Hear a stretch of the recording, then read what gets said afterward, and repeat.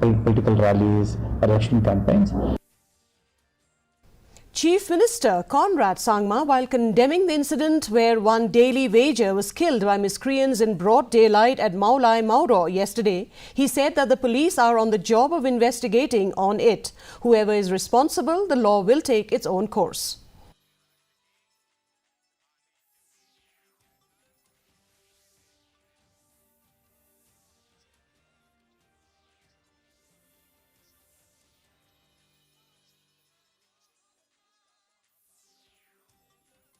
मैं यही बताना चाहता हूँ सबको कि जो भी इसके लिए रिस्पॉन्सिबल है उसको ज़रूर हम लॉ के बेसिस पर उनको पकड़ेंगे और जो भी एज पर लॉ होना चाहिए वो होगा और लॉ सभी के लिए बराबर है।